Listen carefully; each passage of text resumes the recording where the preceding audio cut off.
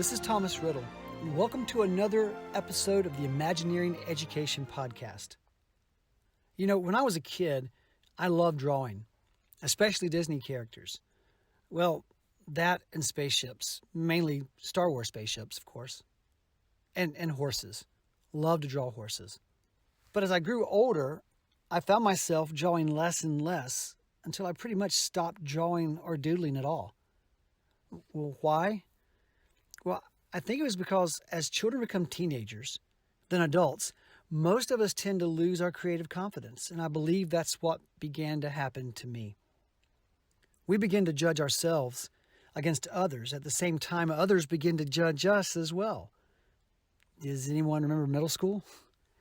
We begin searching for things that will allow us to feel validated, and if the product of our creativity, be it art, music, dance, or whatever, does not bring us that validation, or is not appreciated as useful or good, then it's very easy to drop it and move on to other things that we feel, or others tell us, we would be better at doing, even if that thing brings us joy.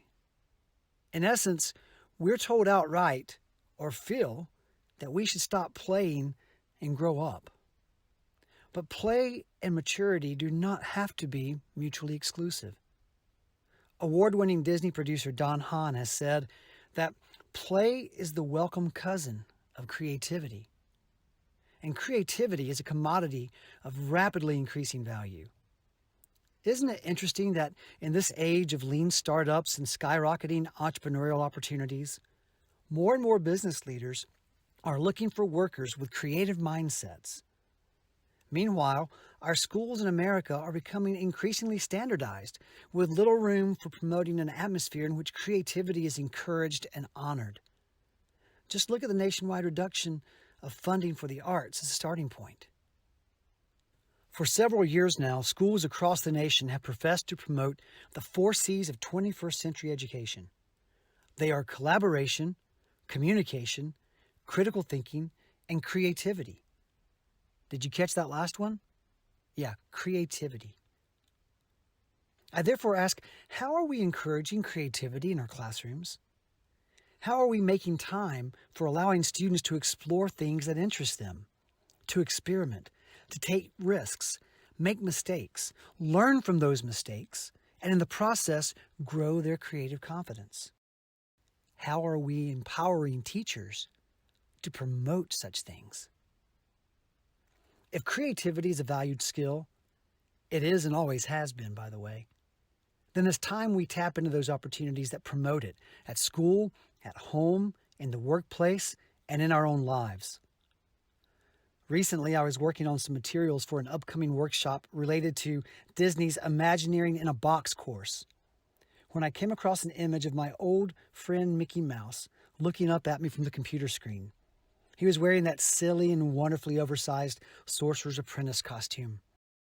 With that beckoning, mischievous smile, he invited me to stop writing about the role of creativity in the Imagineering process and challenged me to sketch it out instead. As I quickly reminded myself, I can't draw. It's as if I heard my 10-year-old self say, "You won't know till you try. Besides, it'll be fun." And so I did. And it was fun. And I was reminded that, you know what? I like to draw. So what creative outlets do you enjoy? And how are you making space for them in your life? If you've stopped doing them, then ask yourself why. My challenge to you is take a chance. Be creative. Rediscover those things that brought you joy and make them your own again. Thanks for listening, and be sure to visit our website at imagineeringedu.com, where you'll find additional information about our workshops, speaking engagements, and blog posts. I hope you'll tune in again soon.